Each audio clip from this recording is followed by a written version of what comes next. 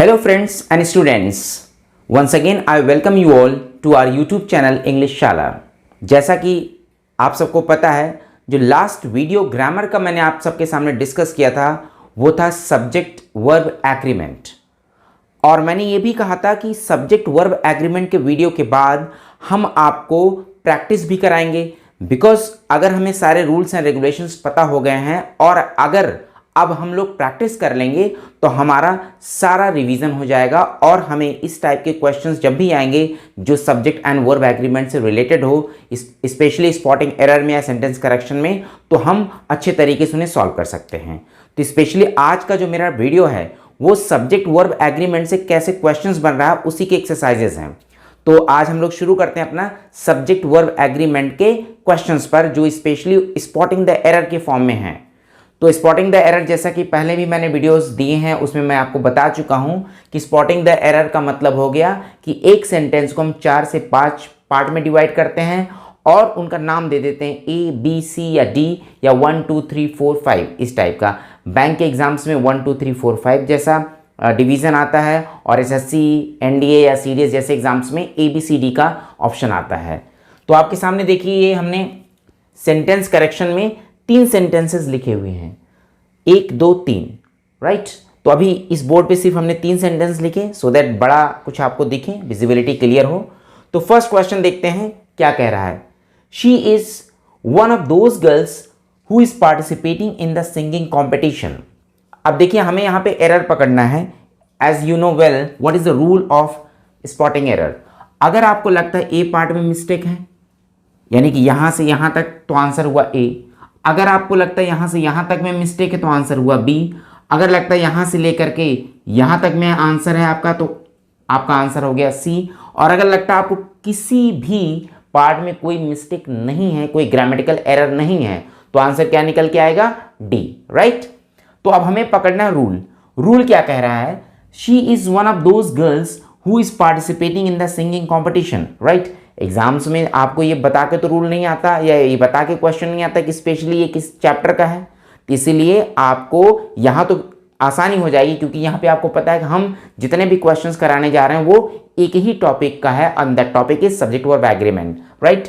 अब देखिए, यहाँ पे रिलेटिव प्रोनाउन आया है हु।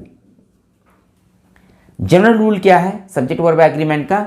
हु रिलेटिव प्रोनाउन है और हु के बाद वैसी ही वर्ब आती है जैसे हु के पहले का सब्जेक्ट, और सब्जेक्ट यहां क्या है? गर्ल्स। रूल क्या कह रहा है देखिए, she is one of those girls, वह उन गर्ल्स में से एक है। कौन सी गर्ल्स? अब बात हम आगे गर्ल्स की कर रहे हैं, शी की नहीं। तो शी इज वन, वह एक है किन में से? ऑफ दोज गर्ल्स, उन गर्ल्स में से एक है। Who is participating in the singing competition, इसका मतलब there are so many girls who are participating in the singing competition and she is one of them. तो यहां पे इसकी जगह क्या लगाना पड़ जाएगा? आर। यानी कि एरर किस पार्ट में है?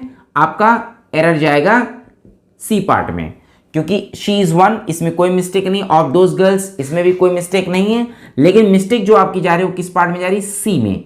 क्यों? क्योंकि यहां पे हु के बाद इज नहीं आएगा, आर आएगा, क्योंकि सब्जेक्ट से हमें वर्ब को एग्री कराना है और who is playing as subject here, तो हु के बाद वर्ब आनी चाहिए आर। Is that clear?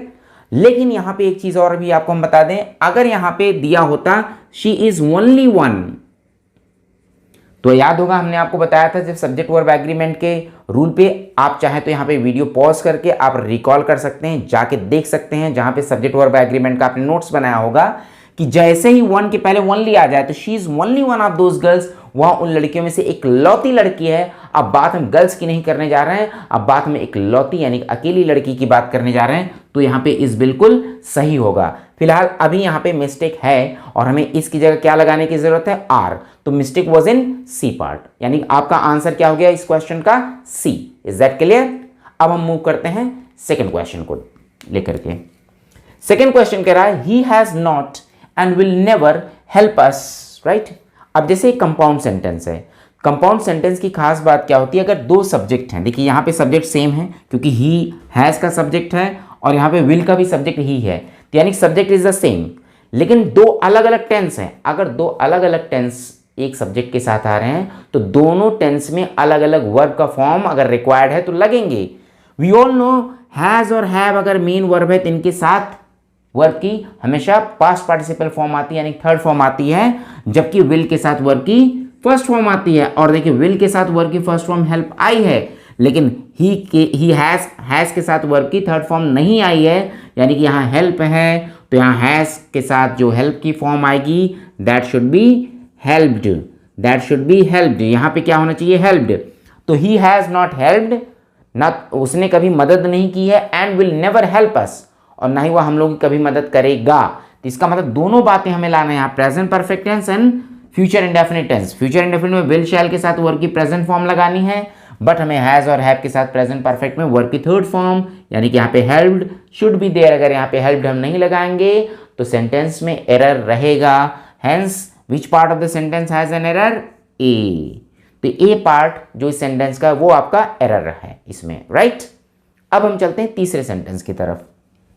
तीसरा सेंटेंस क्या कह रहा है, the teacher along with the students was asked to be present at the ceremony. इसका मतलब किससे कहा गया सेरेमनी में उपस्थित रहने के लिए, द टीचर, और टीचर के साथ साथ किसे कहा गया, द स्टूडेंट्स को। अब देखो द टीचर और स्टूडेंट्स को क्या जोड़ा है, अलॉन्ग विद।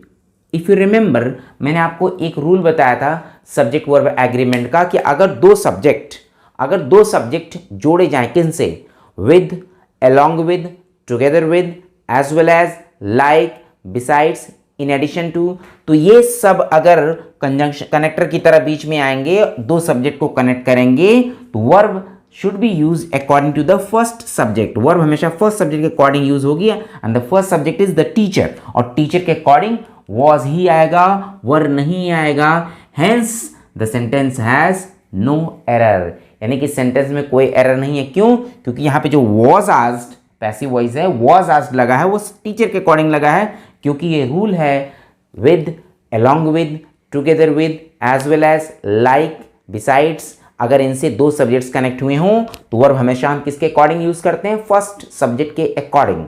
जबकि इसका अपोजिट रूल जो था वो ये था कि अगर दो सब्जेक्ट और, nor, not only but also से कनेक्ट हुए हों तो verb should be use according to the nearest subject. Nearest कौन होगा, second subject, right. I hope ये तीनों सेंटेंस आपकी क्लियर हो गए, राइट। अब हम चलते हैं नेक्स्ट क्वेश्चंस की तरफ। So now these are 4 more questions regarding spotting the error, and that are based on subject verb agreement, right? So now we can see the fourth question, and the fourth question says The Two States is a popular novel by Chetan Bhagat, right? अब The Two States एक नाम किस चीज का है, एक novel का।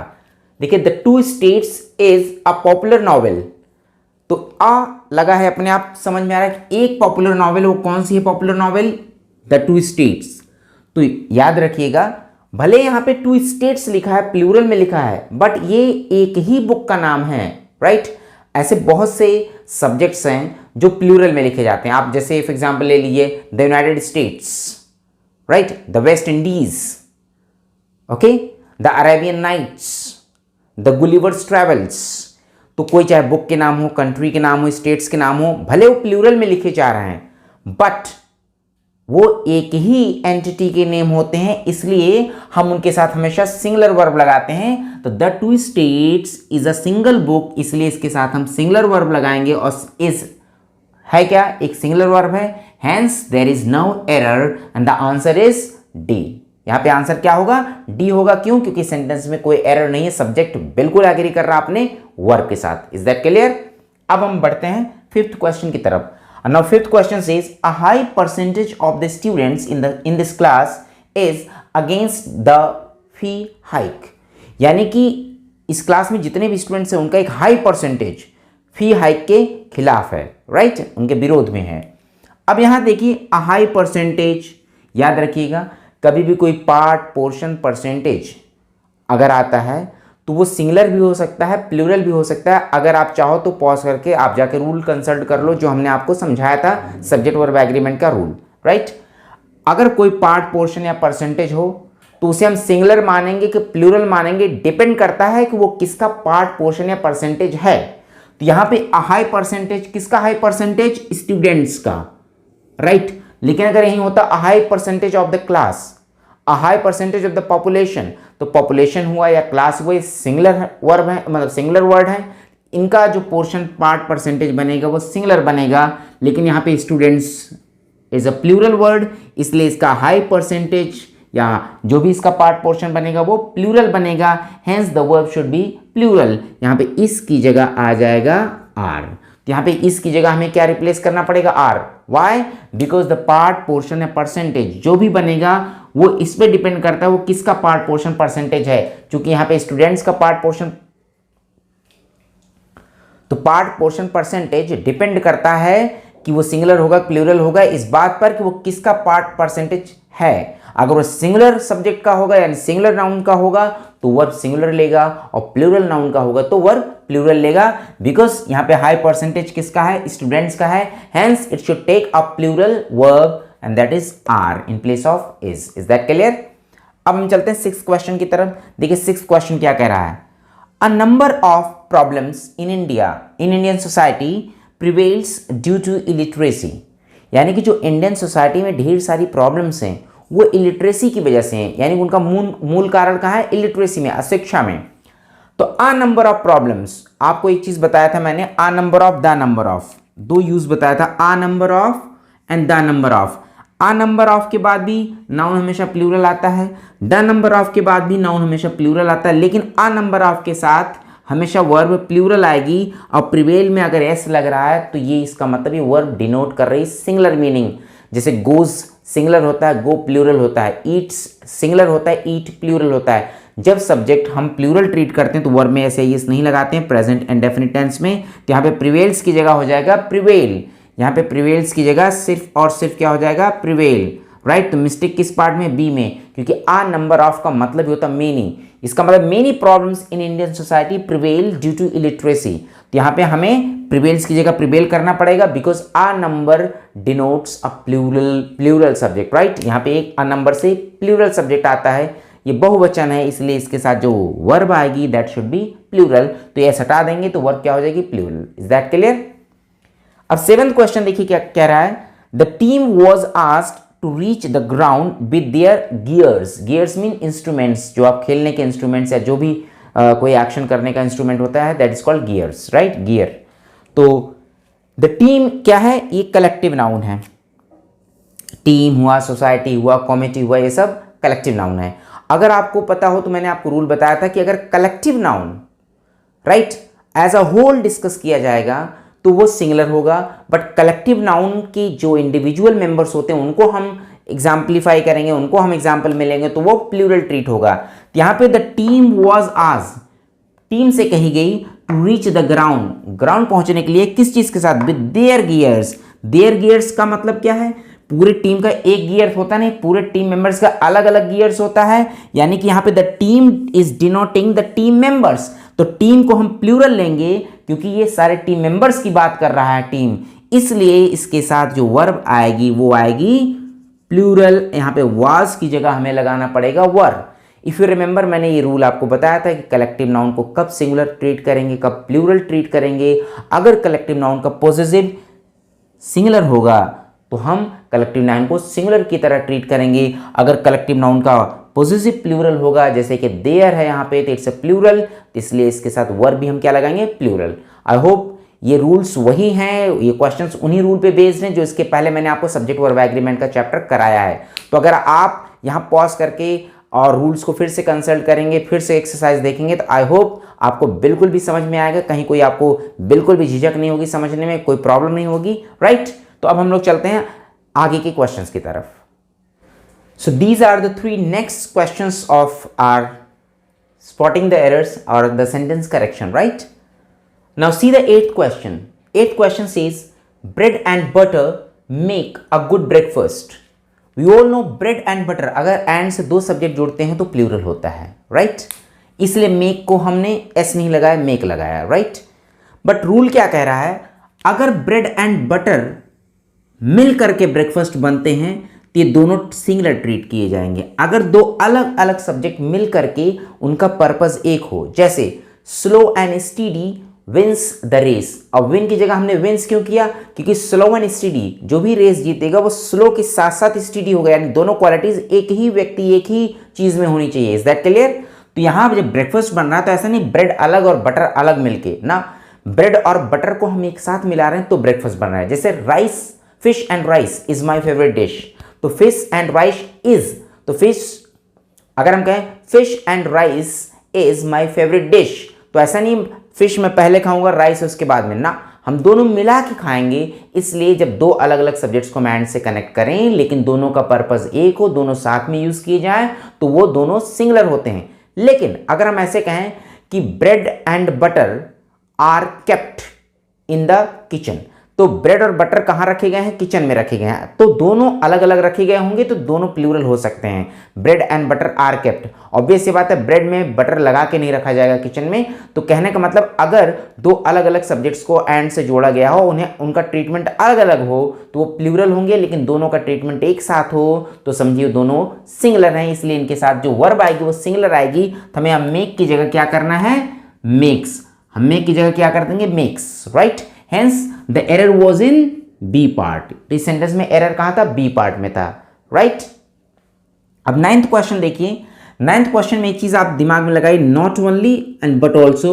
अगर आपको रूल याद होगा तो मैंने बताया था, भी इस वीडियो में भी मैंने आपको शुरू में डिस्कस किया था जब अलॉन्ग विद वाला क्वेश्चन था, कि अगर अगर दो सब्जेक्ट, राइट, अगर दो सब्जेक्ट को हम और, नॉर या नॉट ओनली बट ऑल्सो या नीदर नॉर या ईदर और से कनेक्ट करेंगे तो जो दूसरा सब्जेक्ट होगा, दूसरा सब्जेक्ट यहां पे क्या है? नॉट ओनली के साथ यू है, बट ऑल्सो के साथ ही है, तो दूसरे सब्जेक्ट के अकॉर्डिंग ही वर्ब आएगी। और दूसरा सब्जेक्ट यहां पे है ही के अकॉर्डिंग आया है इज, ही के अकॉर्डिंग इज ही आता है। Hence the sentence does not have any error. इसका मतलब नो एरर।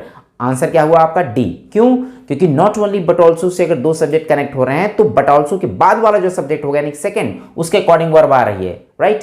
या सीधे सीधे और या नॉर आता, अगर जैसे यू और ही, राइट, नीदर यू नॉर ही, तो भी हम ही के अकॉर्डिंग ही वर्ब यूज करते हैं। आई होप ये आपको समझ में आ रहा होगा कि कब हमें फर्स्ट सब्जेक्ट के अकॉर्डिंग वर्ब लगानी है और कब हमें सेकंड सब्जेक्ट के अकॉर्डिंग वर्ब लगानी है। जब यहां फिर से हम रिकॉल करा दे रहे हैं आपको ये रूल कि अगर with, along with, together with, as well as, like या बिसाइड्स के साथ दो सब्जेक्ट जुड़े हों तो verb should be used according to the first subject. But if two subjects are connected with the help of or, nor, either or, neither nor, not only but also, then verb is used according to the second subject and that is he। he के according यहाँ पे आना चाहिए is और आया है, इसलिए इस sentence में कोई error नहीं है and answer is D, no error, right? And the last question, 10th, right? Many a problem the state is facing, यानी बहुत सी प्रॉब्लम जो स्टेट फेस कर रहा है were discussed at the cabinet meeting, right. यानी cabinet meeting में बहुत सी problem discuss की गई। कौन सी प्रॉब्लम? जो स्टेट फेस कर रहा है, राइट। अब देखो मेनी और मेनी आ का यूज मैंने आपको बताया था।